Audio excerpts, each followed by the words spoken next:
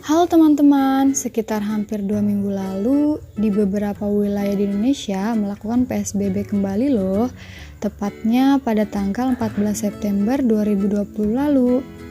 Nah, apa saja sih larangan dan hal yang diperbolehkan selama PSBB?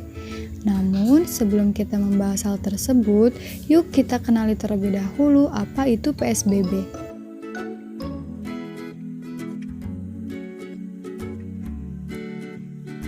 PSBB atau pembatasan sosial berskala besar adalah pembatasan kegiatan tertentu penduduk dalam suatu wilayah yang diduga terinfeksi COVID-19. Hal ini dilakukan untuk mencegah penyebarannya. Dan untuk dapat ditetapkan pembatasan sosial berskala besar atau PSBB, suatu wilayah, provinsi, atau kabupaten atau kota harus memenuhi kriteria tertentu seperti jumlah kasus atau jumlah kematian meningkat dan menyebar signifikan secara cepat ke beberapa wilayah. Serta terdapat kaitan epidemiologis atau ilmu tentang penyebaran penyakit menular pada manusia dan faktor yang dapat mempengaruhi penyebaran itu dengan kejadian serupa di wilayah atau negara lain.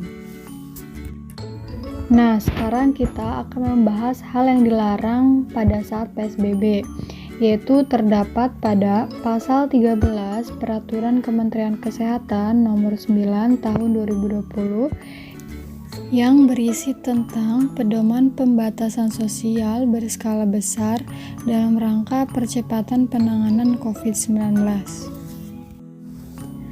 Yang pertama yaitu peliburan sekolah dan tempat kerja.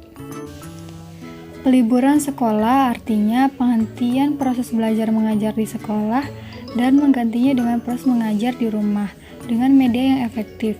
Sementara itu, peliburan tempat kerja berarti pembatasan kerja dan menggantinya dengan kerja di rumah. Yang kedua yaitu pembatasan kegiatan keagamaan. Pembatasan kegiatan keagamaan yaitu dilakukan di rumah dan dihadiri keluarga terbatas dengan menjaga jarak setiap orang. Tidak disarankan untuk melakukan kegiatan keagamaan yang memiliki jemaah besar atau banyak.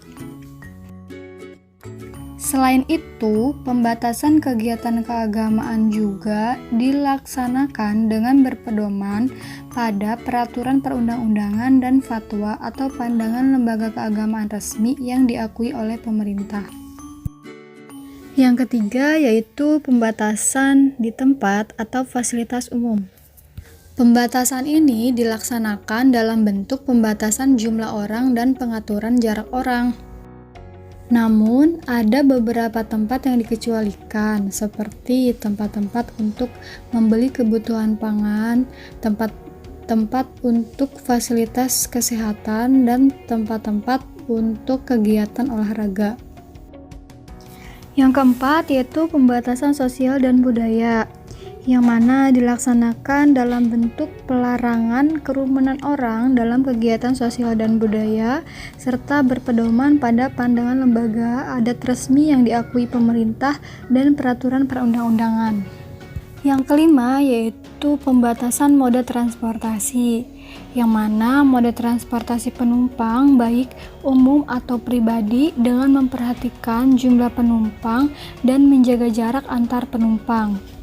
Dan mode transportasi barang dengan memperhatikan pemenuhan kebutuhan dasar penduduk.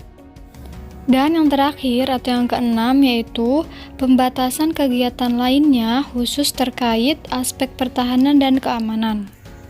Kegiatan aspek pertahanan dan keamanan dalam rangka menegakkan kedaulatan negara serta mewujudkan keamanan dan ketertiban masyarakat dengan tetap memperhatikan pembatasan kerumunan orang.